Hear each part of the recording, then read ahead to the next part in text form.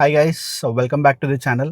ఈరోజు నేను చూసిన మూవీ వచ్చేసి 'ఛాంపియన్'. మూవీ నాకెలా అనిపించిందో చెప్పాలని అంటే నాకైతే ఓకే. వన్ టైమ్ వాచ్ అనిపించింది. అది కూడా బికాజ్ ఆఫ్ వాళ్ళు తీసుకున్న థీమ్ బైరాన్పల్లి ఏదైతే రజాకర్ మూవ్‌మెంట్ ఉంది గదా! ఆ ఊరు గురించి చూపించినప్పుడు ఆ ఈవెంట్స్ ఏదైతే ఉందో సెకండ్ హాఫ్ మొత్తం వస్తుందనమాట. సో, ఆ ఈవెంట్స్ కోసం చూడడం తప్ప బట్ లవ్ స్టోరీ గానీ, మిగతా ప్రొసీడింగ్స్ గానీ ఏది మనకి ఇంట్రెస్టింగ్‌గా అనిపియదు. బేసిక్‌గా ఇలాంటి మూవీస్ ఆన్ పేపర్ ఇది చాలా మంచి స్టోరీ. ఒక ఎటువంటి అసలు ఈ యుద్ధానికి గానీ, ఎటువంటి సెటప్‌కి ఒక వ్యక్తికి అసలు ఎటువంటి కనెక్షన్ లేకుండా అతను క్లైమాక్స్‌లో అంటే అతనికి గోలే అసలు ఇక్కడ ఉండడం కాదు. వేరే దగ్గరికెళ్ళిపోవడం అనే గోల్ పెట్టుకొని from the first to the end వచ్చేసరికి అతను ఒక ఆ ఊరికెళ్ళి, ఆ ఊరికెలా ఎళ్ళాడు, ఆ ఊర్లో ఉన్న హీరోయిన్‌ని ఎలా కలిసాడు, తర్వాతకి ఏం జరిగింది, ఎలా మారాడు అనేది on paper it was great story. But execution దగ్గరకొచ్చేసరికి స్క్రీన్ ప్లే గాని మనకి అండ్ ఆ స్టోరీ ప్రొసీడింగ్స్ గాని ఏది అంత ఇంట్రెస్టింగ్‌గా, గ్రిప్పింగ్‌గా అనిపియదు. ఇప్పుడు మనం ఇలాంటి స్టోరీయే తీసుకుంటే 'సీతారామం' గూడా ఇంచుమించు సేమ్ స్టోరీ. ఒక హీరో, హీరోయిన్‌ని కలుస్తాడు. But it was a greater story. But ఇందులో ఆ స్టోరీ పరంగా, ఆ లైన్ పరంగా అంత డెప్త్ ఉంది. కాకపోతే ఎగ్జిక్యూషన్ దగ్గరకొచ్చేసరికి అంత పర్ఫెక్ట్‌గా ఎగ్జిక్యూట్ చేశారని మాత్రం నాకు అనిపియలేదు. ఎందుకంటే ప్రొసీడింగ్స్ మనకెక్కడ ఇంట్రెస్టింగ్‌గా అనిపియలేదు. హీరో ఇందులో బేసిక్‌గా వీళ్ళు తీసుకున్న తెలంగాణ రూటెడ్ స్టోరీ లాగా చూపిద్దాం కథ చెప్తున్నారు కాబట్టికి, ఆ యాక్సెంట్, ఆ డైలెక్ట్ ఏదైతే ఉందో అది చాలా ఇంపార్టెంట్. బట్ దాని మీద అంత వర్క్ చేసినట్టు గూడా నాకేం అనిపియలేదు.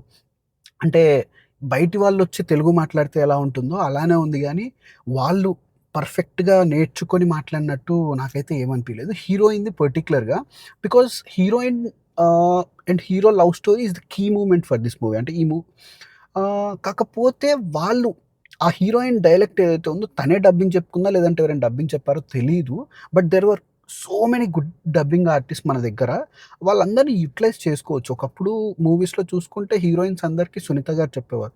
'గోదావరి' మూవీలో తన ఆహ్, వాయిస్ అంటే యాక్టింగ్‌కి ఎంత ప్రాముఖ్యత ఉందో, సో తన డైలాగ్ డెలివరీ అంటే తన యాక్సెంట్‌కి కూడా, తన భాషకు కూడా అంత చాలామంది ఫ్యాన్స్ ఉంటారు.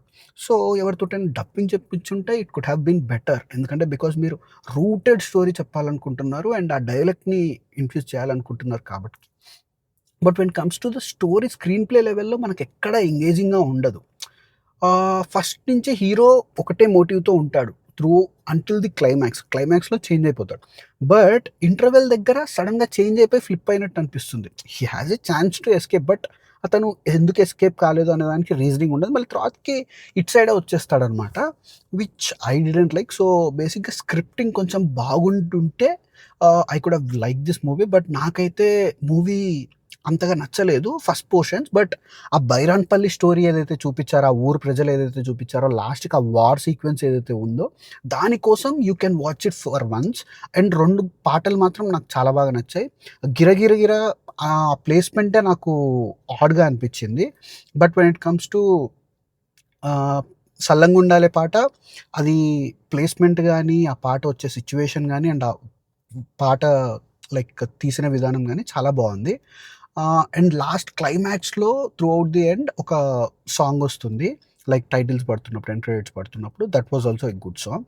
So, only for the Bairanpally rooted story కోసం ఒకసారి చూడొచ్చు గానీ ఆ సెకండ్ హాఫ్ కోసం. బట్ ఫస్ట్ హాఫ్ మాత్రం చాలా లాగ్ ఉంటుంది. అస్సలు నచ్చదు. అండ్ సెకండ్ హాఫ్ కోసం ఒకసారి చూడొచ్చు.